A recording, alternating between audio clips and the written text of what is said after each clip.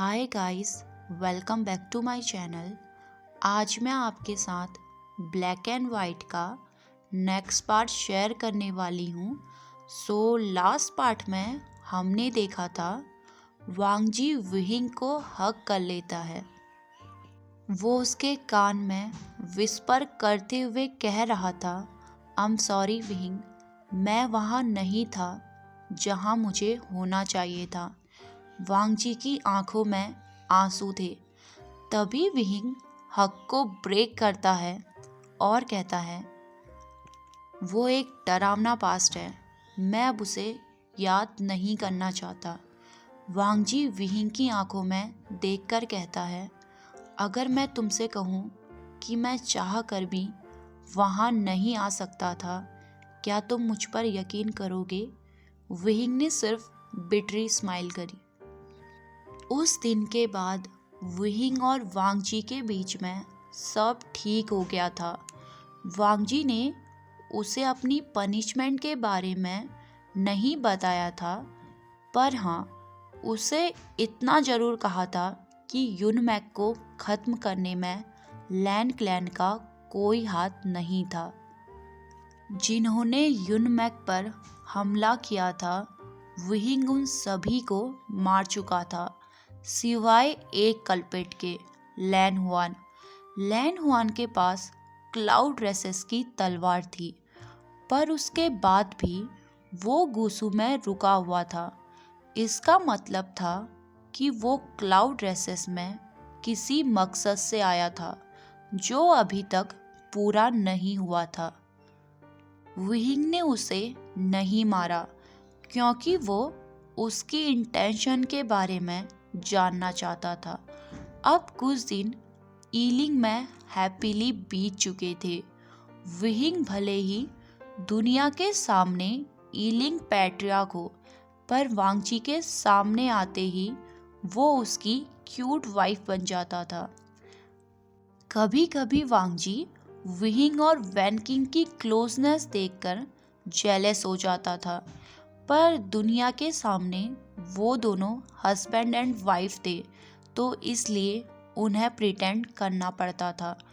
जब भी demonic power विहिंग पर हावी होती थी, वांगजी जिदर प्ले करके उसे शांत करता था। पर कहते हैं ना, अच्छे दिन भी ज़्यादा लास्ट लॉन्ग नहीं होते। सडनली वांगजी गायब हो गया। विहिंग वैनकिंग के साथ मीटिंग रूम में था। जब वो वापस आया, वांगजी अपने रूम में नहीं था। विहिंग ने पूरे ईलिंग में ढूंढ लिया था, पर वांगजी कहीं नहीं था। अब फ्लैशबैक स्टार्ट होता है। वांगजी सुबह जब नींद से उठा था, विहिंग उसके बगल में नहीं था। हालांकि ये बात अलग थी, उस टाइम पर सिर्फ 5 बज रहे थे। वो उठा और बात लेने के लिए चला गया। जब वो बाथ टब में था, उसे किसी के पैरों की आहट सुनाई दी थी। उसे लगा शायद विहिंग वापस आ गया है, इसलिए उसने ज़्यादा ध्यान नहीं दिया। कुछ देर बाद जब वो बात लेकर बाहर आया, रूम में कोई नहीं था। उस टाइम पर रूम में एक अनफैमिलियर सी सेंट थी। वो कुछ समझ पाता उससे पहले ही किसी ने उसके सर में मार दिया था और उसका विजन ब्लर हो गया। अब कुछ टाइम बाद जब उसकी आंखें खुली, उसका सर दर्द कर रहा था। कुछ टाइम बाद जब वो पूरी तरह से अपने सेंस में वापस आता है, उसे एक लकड़ी के कॉफिन में लेटाया गया था एंड उसके हाथ पैर मोटी रस्सी से बांधे हुए थे। उस कॉफिन के चारों ओर तालिस्मान लगाए हुए थे। वांगजी के अपर रोब्स निकाल दिए गए थे। तभी उसे एहसास हुआ कोई उसके पास आ रहा है। वो पर्सन कोई और नहीं, लैन हुआन था। लैन हुआन ने रेड कलर की कैंडल को पकड़ा हुआ था।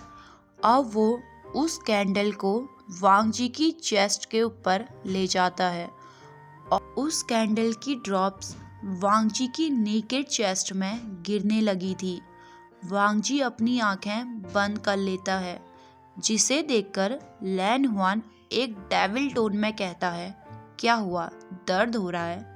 पर यह दर्द मेरे इंतजार के सामने कुछ नहीं है। 10 साल मैंने तुम्हारे पीछे अपने 10 साल बर्बाद कर दिए, और तुमने क्या किया? उस ईलिंग पैट्रियार्क के साथ चले गए।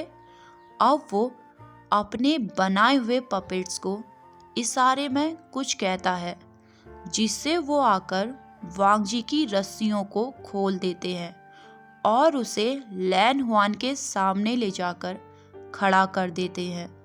उसके हाथ अभी भी बंधे हुए थे। वो एक डार्क रूम था जहां अनगिनत पपेट्स थे। लैन हुआन इंटेंसली वांगजी की चेस्ट को देख रहा था, जो कैंडल की ड्रॉप की वजह से रेड हो चुकी थी। तभी वांगजी उससे कहता है, इसका मतलब ये सारे पपेट तुमने बनाए हैं? लैन हुआन वांगजी की बात सुनकर जोर जोर से हंसने लगा था। वो कहता है, हंगुनजुन, तुम्हें लगता है कि तुम अभी ऐसी कंडीशन में हो जो मुझसे सवाल करो? अब वो वांगजी को एक स्लैप करता है, जिससे उसके लिप से ब्लीडिंग होने लगी थी। अब लैन हुआन कहता है, खैर, अब जब तुम्हें पता चल चुका है तो छुपाने का कोई फायदा नहीं। अब वो कहता है, हाँ, वो मैं ही था जिसने उस पपेट को ईलिंग भेजा था, और ये सारे पपेट्स मेरे बनाए हुए हैं। अब वो लेफ्ट में अपने हाथ से इशारा करते हुए कहता है, वहाँ देखो। वहाँ तलवार थी, जिसमें से वाइट कलर की रोशनी फूट रही थी। वो तलवार अनगिनत शक्तियों से भरी हुई थी। अब लैन हुआन फिर से वांगजी के चेहरे पर जोर से स्लैप करता है। अब वो उसका कॉलर पकड़ के कहता है, पहचाना? ये तुम्हारी तलवार है, जिसे मैंने आज से 10 साल पहले चुराया था। क्या तुम्हें याद है? आज से 10 साल पहले तुम्हारे ऊपर प्रेतों का हमला हुआ था, और मैंने तुम्हारे क्लैन की मदद करी थी। सच में तुम लोग बहुत बेवकूफ़ हो, जो प्रेतों और पपेट में अंतर नहीं समझते। वो मेरे बनाए हुए पपेट थे, जिन्हें तुम प्रेत समझ रहे थे। अपने ही पपेट्स को मारने में मैंने तुम्हारी मदद करी। उस टाइम पर तुम इतने हेल्पलेस थे कि तुम्हें पता भी नहीं चला मैंने तुम्हारी तलवार चुरा ली, और वहाँ पर एक नकली तलवार रख दी थी। मैं क्लाउड रेसेस से आ गया था, पर मेरे लाख कोशिश के बाद भी ये तलवार मेरे बस के बाहर थी। मैं जितनी भी बार इसे छूने की कोशिश करता, ये उतनी बार मुझ पर हमला करती थी।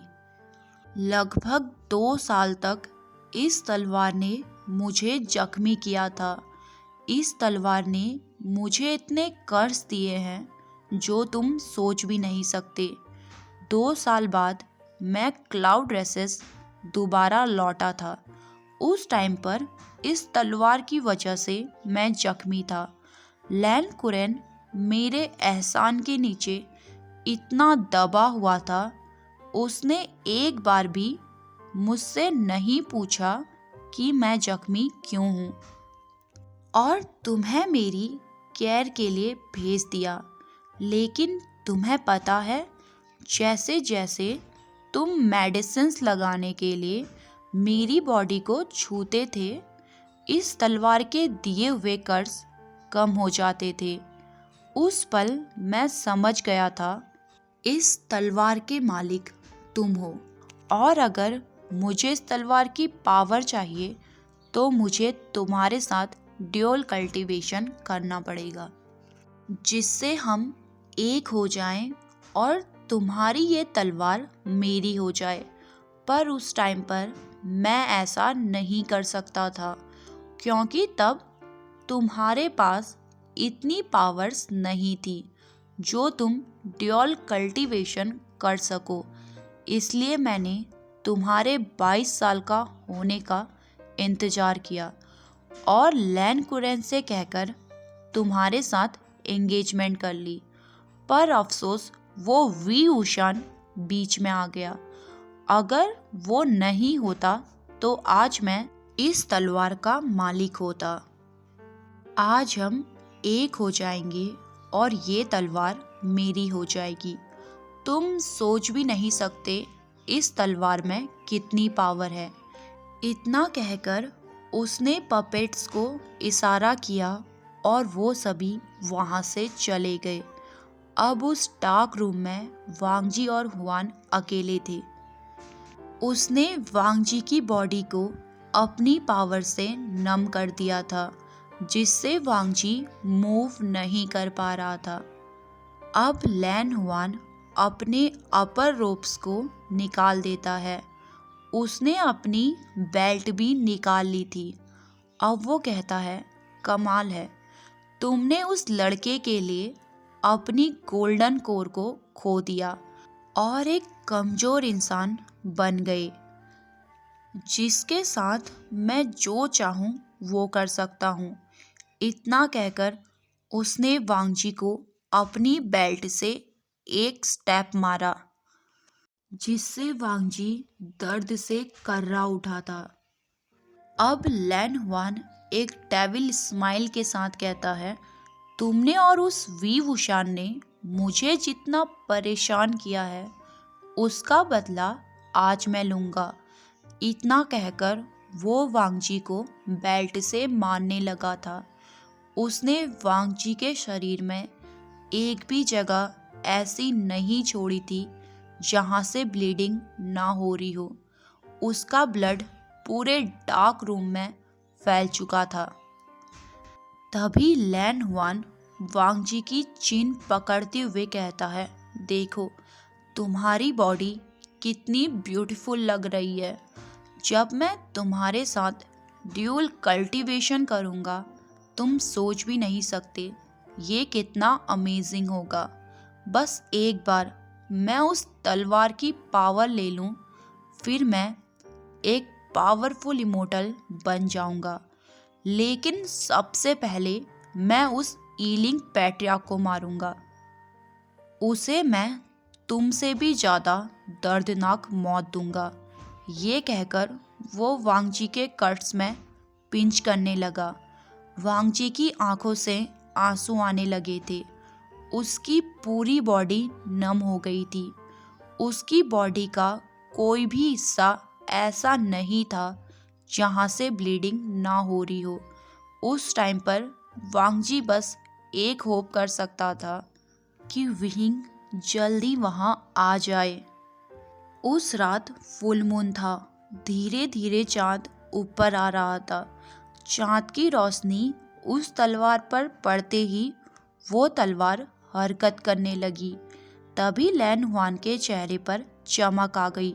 वो कहता है, देखो तुम्हारी तलवार हरकत कर रही है, ये सही समय है। इतना कहकर उसने वांगजी के बालों को जोर से खींचा और उसे बेड में फेंक दिया। तभी लैन हुआन ड्रॉर से चाबुक निकालता है और खुद को मारने लगता है। उसने खुद को भी उतने ही घाव दिए थे जितने वांगजी की बॉडी में थे। वो वांगजी को इंटेंसली देख रहा था। हुआन की पूरी बॉडी ब्लड से कवर हो गई थी। लैन हुआन के आंखों से भी आंसू बहने लगे थे। अब वो वांगजी के पास आता है। वांगजी की स्टमक में जो ब्लड था वो उसे लिंक करने लगा था। अब वो एक हस्की वॉइस में कहता है, तुम्हारा ब्लड किसी ड्रग की तरह है, एडिक्टिव, ये मुझे पागल कर रहा है। ये कहकर वो वांगजी की नेक में किस करने लगा। धीरे धीरे वांगजी का विज़न ब्लर होने लगा था। उसे ब्रेथ लेने में प्रॉब्लम होने लगी थी। तभी वो गहरी गहरी सांसें लेने लगता है, क्योंकि हुआन के हाथ वांगजी की बेली बटन तक आ गए थे। वो वांगजी को अपनी पावर्स देकर प्रिपेयर कर रहा था। अब हुआन वांगजी की चेस्ट से बह रहे ब्लड को लिंक करने लगता है। वो पूरी तरह से खो चुका था। उसकी आंखें लाल हो गई थी। इससे पहले कि वो वांगजी के ट्राउज़र को पूरी तरह से खोल देता, लैन ताओ की तलवार अपनी जगह से निकलकर वांगजी के हाथ में आ गई थी। जैसे ही वो तलवार वांगजी के हाथ में आई, वांगजी की पूरी बॉडी जलते हुए कोयले की तरह गर्म हो गई थी। लैन हुआन, जो वांगजी के ब्लड को सक कर रहा था, गर्मी की वजह से उसके लिप्स और टंग जल गई थी। वो जल्दी वांगजी के ऊपर से उठता है। वो ममल करते हुए कह रहा था, क्या प्रोसेस स्टार्ट हो गई? पर मैंने अभी तक ड्यूअल कल्टीवेशन नहीं किया। ये नहीं हो सकता। वो ये सब सोच ही रहा था। वांगजी अपनी जगह से हवा में उठने लगा था। उस तलवार से बहुत तेज रोशनी निकल रही थी, जो वांगजी की पूरी बॉडी में स्प्रेड होने लगी थी। वांगजी की आंखें अभी बंद थी। ठीक उसी टाइम पर वहाँ विहिंग भी पहुँच गया। वांगजी को ऐसे देखकर विहिंग हैरान था। उस टाइम पर वांगजी अपने होश में नहीं था। अब वांगजी अपनी आंखें खोलता है। उस टाइम पर वांगजी की आंखें सिल्वर कलर की हो गई थी एंड उसकी पूरी बॉडी से वाइट कलर की रोशनी फूट रही थी। वांगजी ने लैन हुआन की तरफ देखकर एक स्माइल किया। ये स्माइल बहुत अलग थी, जो शायद ही आज से पहले वांगजी के चेहरे पर आई हो, जिसे देखकर लैन हुआन डर गया था। अब अचानक से वांगजी के आसपास वाइट कलर की रोशनी जमा होने लगी। वो रोशनी इतनी ज़्यादा बढ़ गई जिससे वो ब्लास्ट हो गई। उस ब्लास्ट की वजह से लैन हुआन की बॉडी के टुकड़े जमीन पर बिखर गए थे। वांगजी की तलवार बहुत पावरफुल थी, जिसके सामने सूबियान भी कुछ नहीं। तो वो इमोर्टल क्या था? विहिंग ने अपने सूबियान से बैनर लगा दिया, जिससे उसे कुछ नहीं हुआ। कुछ टाइम बाद जब वो रोशनी कम हुई, विहिंग वांगजी की तरफ देखता है। वांगजी अभी भी हवा में था। उस टाइम पर वांगजी के फोरहेड में रिबन नहीं था। वहाँ पर अब एक ड्रैगन का निशान बन चुका था, एक वाइट ड्रैगन। उसकी आंखें सिल्वर कलर की हो चुकी थी। विहिंग वांगजी की तरफ देख रहा था। तभी अचानक से वांगजी की आंखें बंद होने लगी और वो बेहोश होकर जमीन पर गिर गया। अब कुछ टाइम बाद जब वांगजी को होश आता है, वो क्लाउड रेसेस में था, जिंगशी में। जब उसने अपनी आंखें खोली, उसके पास लैन कुरेन बैठे हुए थे। जिंगशी में उस टाइम पर सभी एल्डर्स, कुछ डिसिपल्स और सिचेन मौजूद थे। लेकिन वांगजी की आंखें जिस पर्सन को ढूंढ रही थी, वो वहाँ नहीं था। तभी लैन कुरेन उसके सामने सर झुकाकर बैठ जाते हैं। वांगजी के हाथ में वो तलवार अभी भी थी। वांगजी की आंखें सिल्वर कलर की हो चुकी थी एंड उसके माथे पर ड्रैगन का निशान बना हुआ था। जैसे ही वो बेड से खड़ा हुआ, लैन कुरेन और सभी एल्डर्स उसे बो करने लगे। तभी लैन कुरेन झुककर कहते हैं, मुझे माफ़ कर दीजिए मास्टर, मैं आपको नहीं पहचान पाया। वांगजी उसे ऐसे देखकर हैरान था, क्योंकि उसे कुछ भी याद नहीं था। उसे बस इतना याद था कि वो हेल्पलेसली बेड में लेटा हुआ था।